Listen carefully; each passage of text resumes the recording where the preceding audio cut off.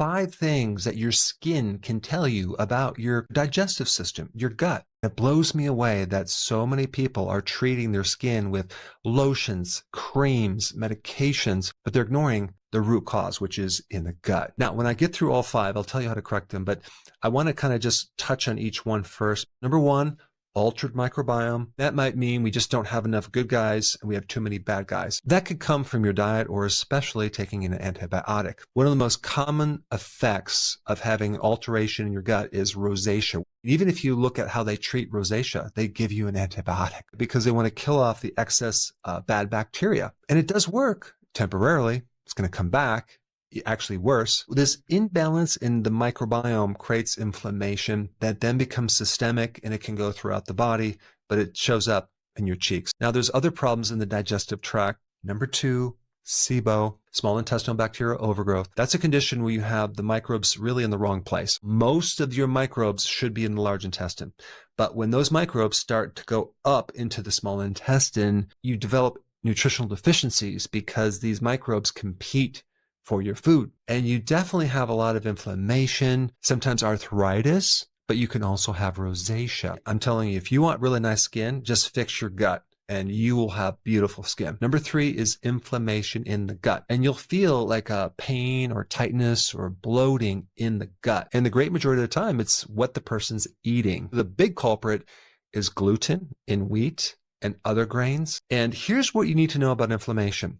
The more inflammation in the gut that you have, the less you can absorb zinc. A deficiency of zinc can cause rashes, but also deficiency of zinc will cause the flaky, scaly, red skin around your nose, around your mouth. But deeper, it's the inflammation in the gut that won't let you absorb zinc. The worse off your digestive system is, the fewer foods you should eat in a given meal. And this is why carnivore seems to be really good for a lot of people, because you're eliminating a lot of different things that could be aggravating the gut. When you think about zinc, it's a great healer of wounds, ulcers, leaky gut. As a side note, there's a couple other things that can cause this flaky, dry, scaly skin. High levels of omega-6 fatty acids from seed oils and not having enough omega-3 fatty acids from fish and cod liver oil. Okay, so that's inflammation.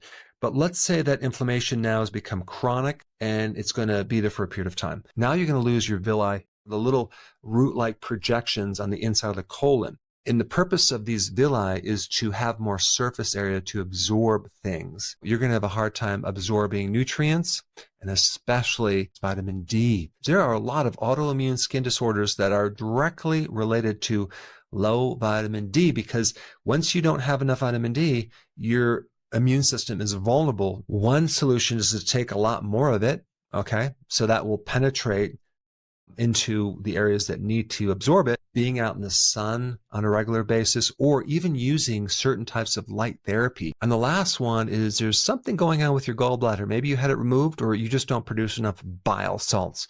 If you don't have enough bile, now we can't break down and digest the fat-soluble vitamins, especially vitamin A. And if you're deficient in vitamin A, you may start developing those little goose pimples on the back of your arms or your legs, in which case you need to start taking things that are high in vitamin A. Beef liver or even cod liver oil has a really good source of active vitamin A called retinol. And the cool thing about cod liver oil, it's high in omega-3 fatty acids, which also can help those little goose pimple things in the back of your arm. And so if you don't have a gallbladder or you're sluggish with bile, you might need to take bile. You can get ox bile, you can get purified bile salts, or even something called TUDCA, which works really good. And then what happens is one of the symptoms could be itchy skin. So what's at the bottom of that? Well, it's your diet. It could be stress. It could be that you're taking estrogen therapy, like birth control pills or hormone replacement therapy. Or it could be that you have too much insulin that's depleting your bile because you eat a lot of carbohydrates. A good probiotic would be very beneficial. Also consuming fermented foods,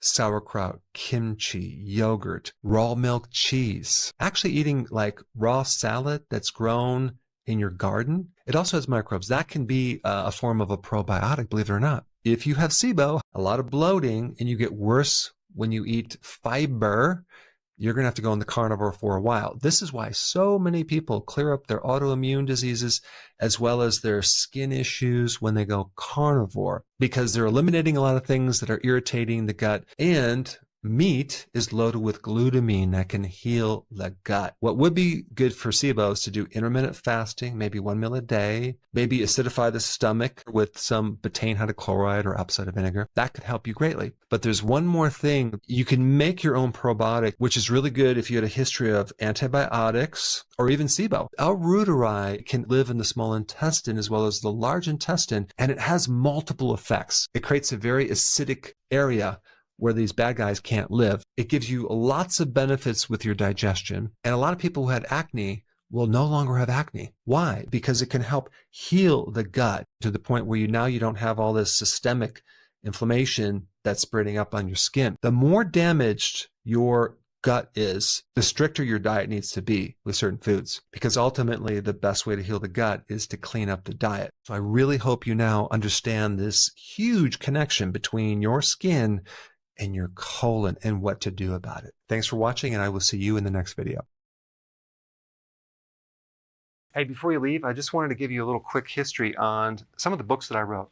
This was one of the first books. It's called Dr. Berg Body Shapes. It was my attempt at writing about body types.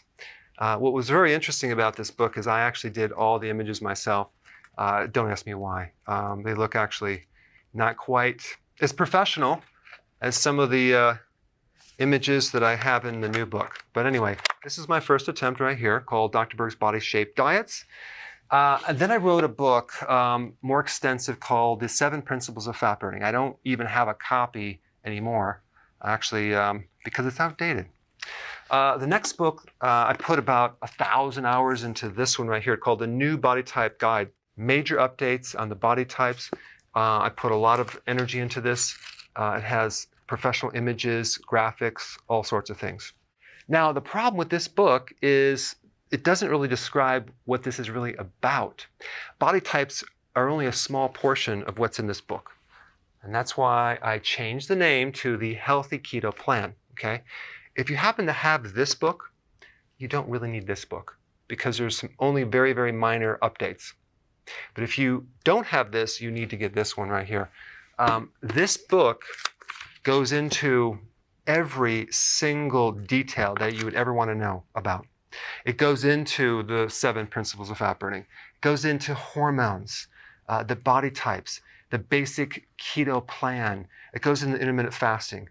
I talk about the 10 fat burning triggers and blockers and fat burning strategies with a lot of details in every single chapter. I go into body issues that interfere with losing weight. There's very few people that just have a weight problem. They have a lot of body issues, whether it's sleeping problems, stress problems, inflammation, menopause. I cover that extensively in this book. Then I talk about how to get rid of stress, and I show you a technique. Then I get into exercising. And then I have a lot of really good recipes in this book as well. So this is a good reference guide. On my website, if you get this book, you get this one free. It's called Healthy Keto Intermittent Fasting. This is the shortcut, quick guide to this book. And the reason I created this book is to have you, within 45 minutes, learn how to do keto, okay, in intermittent fasting, exactly what you need to do. Then you can fill in the blanks with this book right here. So right now I'm doing a special. If you get this book, you get this one totally free, or you can go to Amazon and get these individually. So I just want to clarify the difference between this book and this updated one right here. If you don't have this, you need to get this right here. That way you can get the exact correct information to do it healthily.